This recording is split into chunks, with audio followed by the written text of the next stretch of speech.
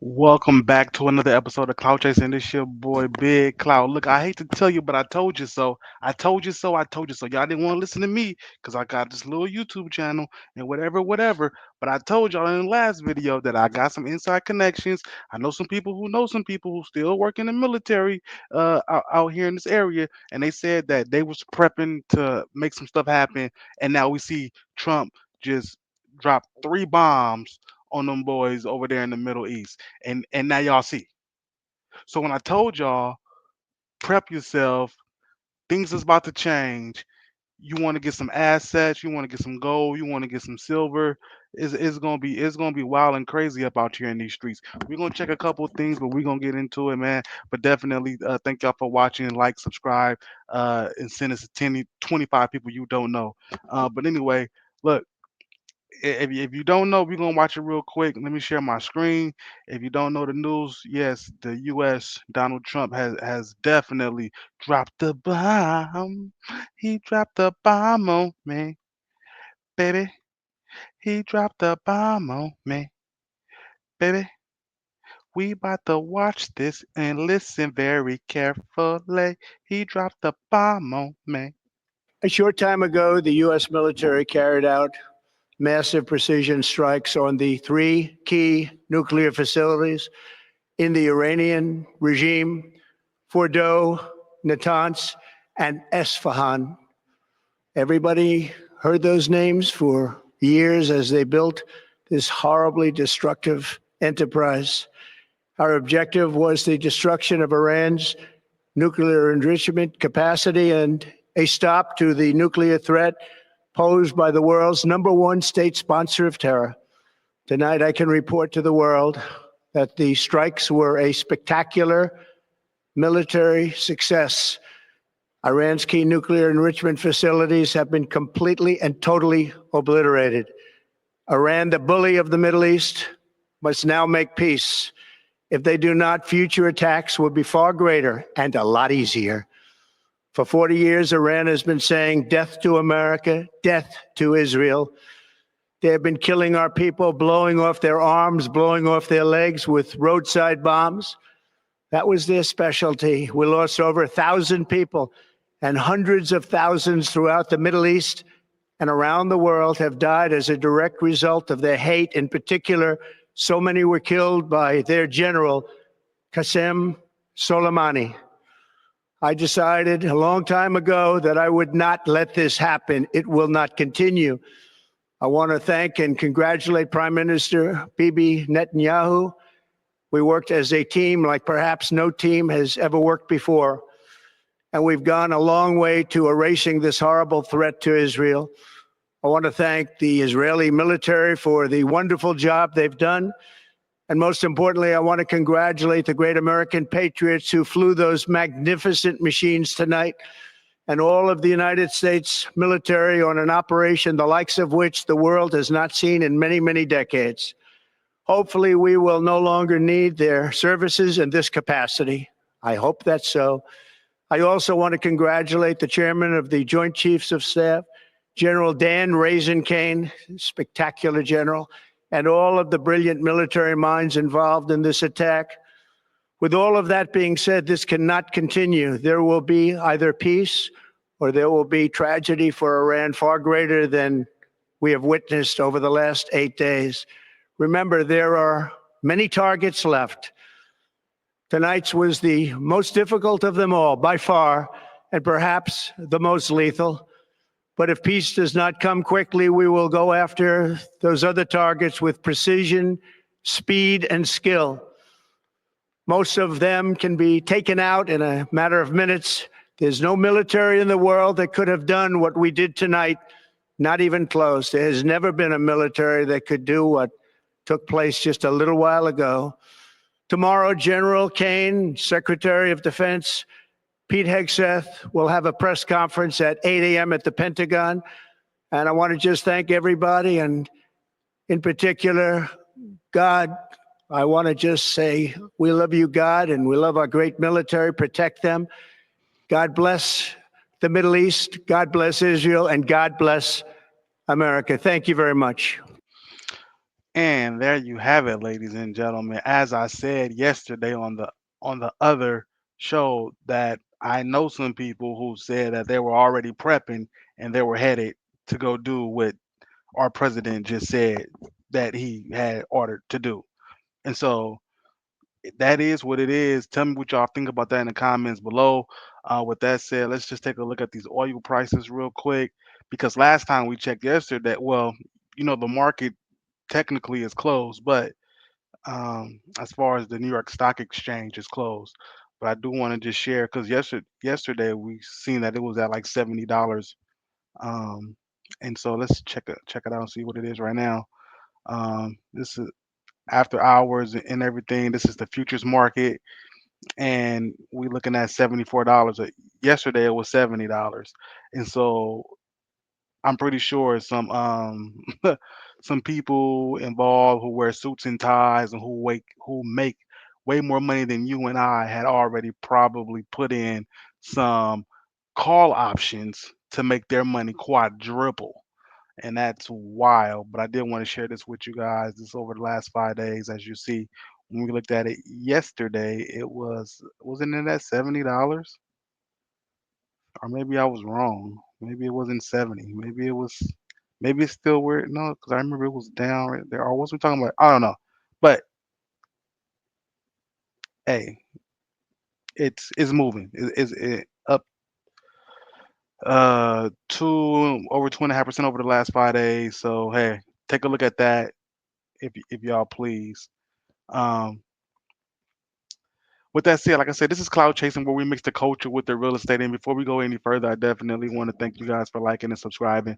Um, and then also, if you look in the description below, if you're tired of paying all this money for your phone service, you can switch over and use my referral link in the description below for Mint Mobile, and it's like a prepaid plan where you pay X amount of dollars for 3 months, 6 months, 12 months. I do the 12 months of service for 5 gigs of internet. That's what I use when I first signed up. It tells you and it tracks you how much Wi-Fi you use, and so they said I only use like 6 or 7 gigs of Wi-Fi, and so for me the most cost-effective plan was the $15 a month plan, which you pay in full for 12 months, which was only uh, to $180.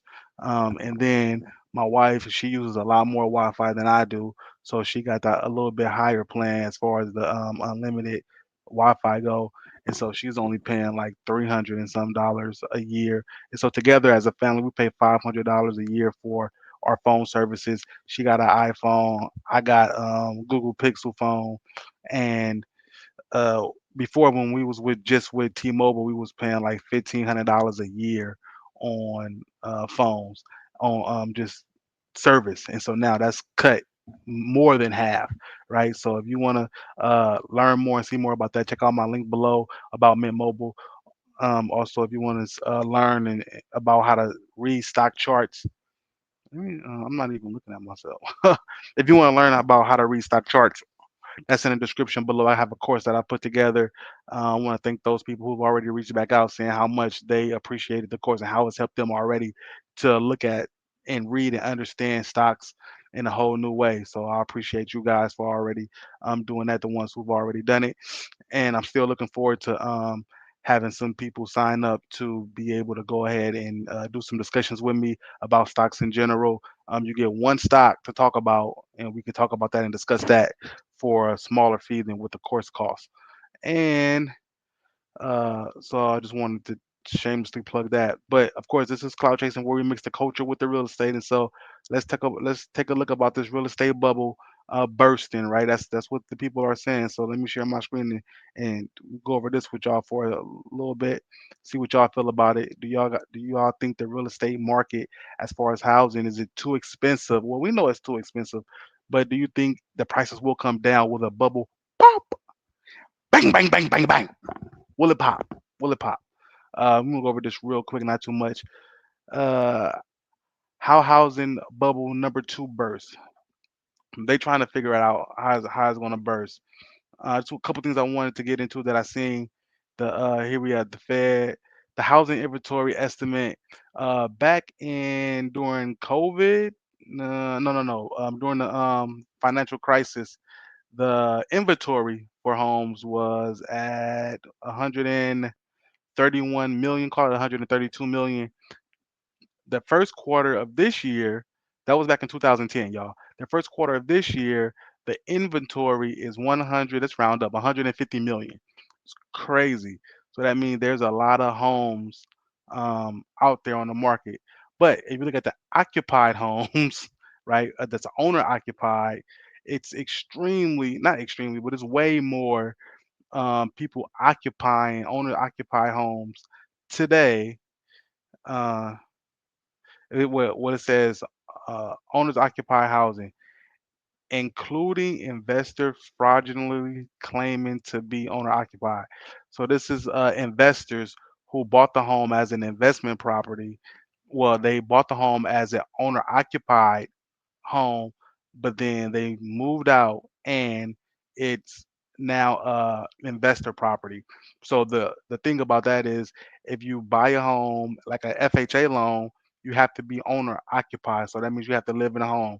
VA home, same thing, you have to live in the home, right? It doesn't say when you have to get out of the home, but you do have to have it as your primary residence. So with this information on the chart right here is showing you, is indicating partially is that this is including, these numbers are including the fraudulent investor homes, right? So these are homes that people got for low rates using VA loans or using FHA loans and said it was owner occupied. Then they moved out later and now they're renting it out. And so this is all included in that as far as inventory goes. And so before, you can see in 2005 it was 75 million, 2017 75 million, and then now we're looking at its way up here at about 86 million. So it's almost 10 million more occupied homes. And boop, boop, boop, boop. It's a lot of information here, different things you guys could check out and read, but I definitely want to touch on that whole investor situation when people are saying their home is owner occupied as they're living in it, but it's actually investors. And here we go. Housing bubble number one. This is the S&P CoreLogic case, United States Home Price Index report from the Fed. Boop. All right. 2010. This is during the financial crisis. The bubble burst. They said it was number one, 184. Boop. Then it went down to 136. And that's when it burst at 136. I guess they call them the 136 the burst. And then housing uh, bubble number two, which we are currently in now, since the Feds already owns 2.1 trillion in mortgage-backed securities, there is no save. There is no save this time. And so they're saying when the bubble pop this time, it's going to go down extremely, is what they're hinting at. And we don't know that to be true yet. We have to just wait and see. Real estate is extremely local, and so this is just national information. So your area might not be affected at all as far as housing bubbles that's bursting or on the verge of bursting. If you're not in a major city, then you're pretty good. If you're not like in Miami, San Francisco, Seattle, New York, New Orleans, maybe like what else? Yeah, should be pretty good. Uh, so another thing I definitely want to touch on is also I wanted us to watch this video about how people are, housing is an issue, people being evicted is an issue. That's how this channel kind of started, about talking about evictions a lot. And now I wanted to just discuss with you guys about this is we're going to watch a video of a car dealership owner. He owns a small car lot. He sells cars under $5,000. And when I think about my own life, I'll talk to. I'll just tell you right now, I've never bought a car on the streets for more than $2,700. Mind you, the last time I bought a car off the streets was like 2000, and it was before the pandemic, 2018. The last time I bought a car off the streets, and I paid $1,400. And I've bought several cars before that, right? So I bought a Durango for like 1,200 back in like 2012. I've bought several little bucket cars for 500, $700 back in like 2008, 2009. When I was in the military, I bought the Durango for like $1,200 when I got back from deployment. And of course, I had to put money into these cars, but as far as like the initial payments of them, the first car I ever bought back in like 2007, I paid 2,300 dollars for it.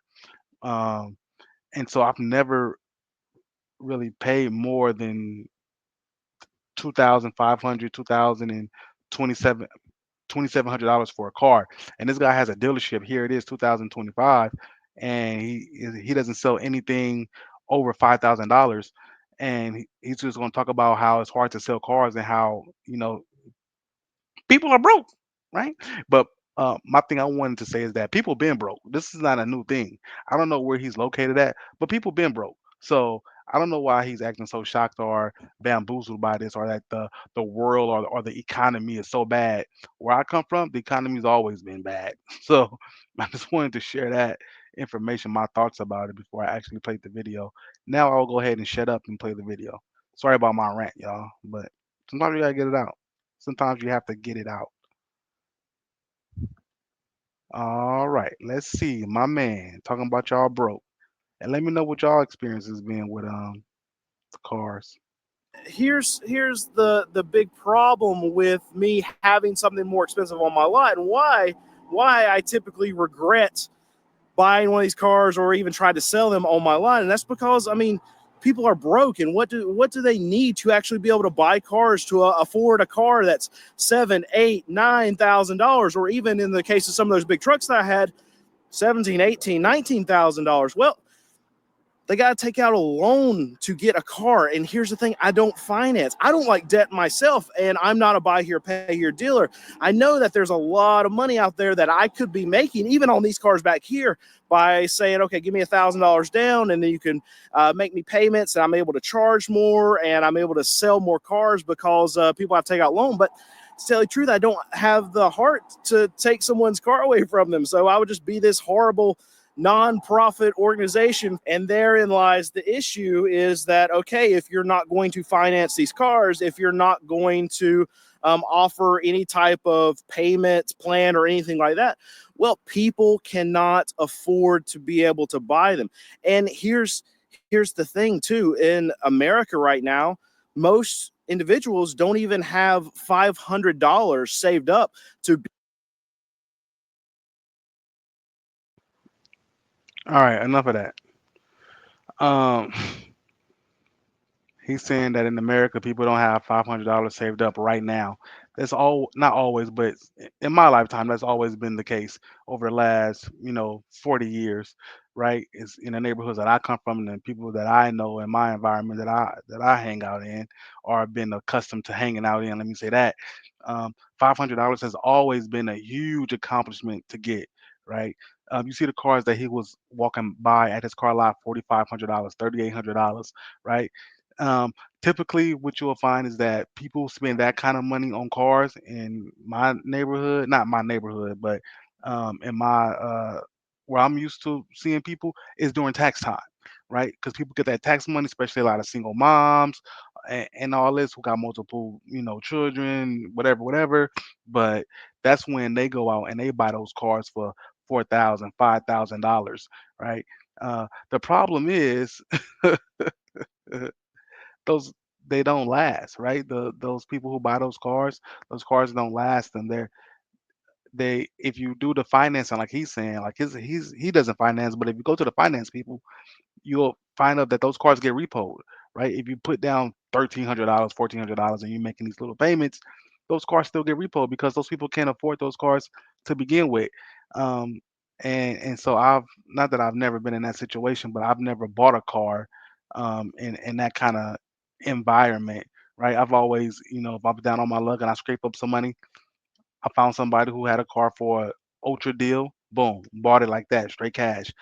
We've owned other cars, brand new cars, right? And we've traded in cars in my lifetime. So it's a different ball game when you're doing financing and all that. But he doesn't do financing, and he's kind of wondering why these people are not buying cars at the you know $4,000 payment level no more. But I mean, realistically, not realistically, but if you would drop the prices maybe down to like maybe 1,800, 2,500, then you'll probably get a lot more customers. But the problem is when you go to the auction, you're paying $3,000 for the car. You're paying 3,500 for the car. So you have to put it at $4,000.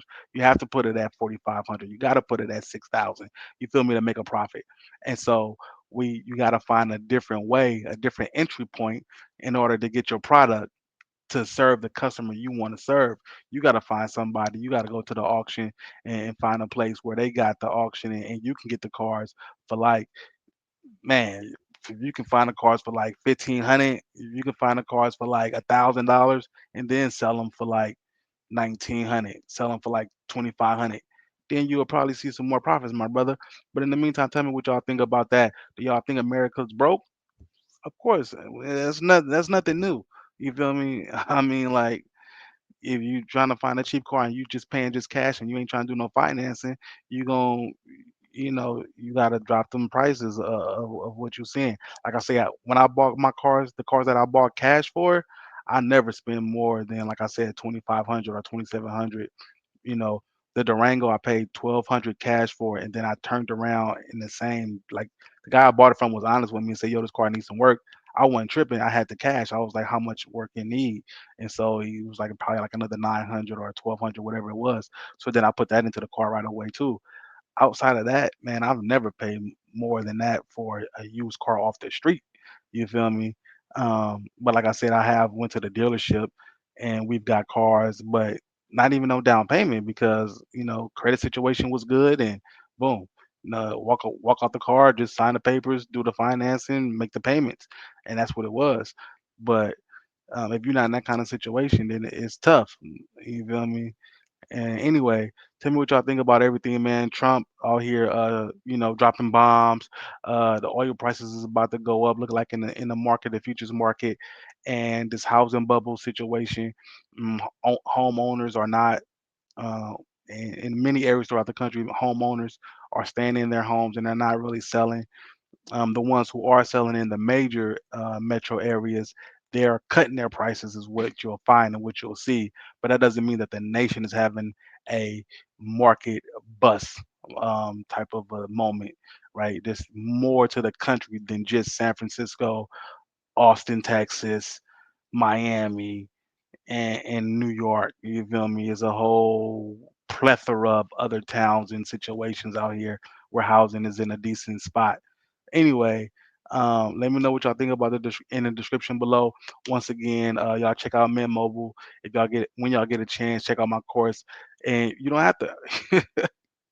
Hey, if you get my course about how to read stock charts, you don't gotta worry about not having, you know, $4,000, $5,000 to go to this man's car lot to buy a car. You can go get a car for $5,000.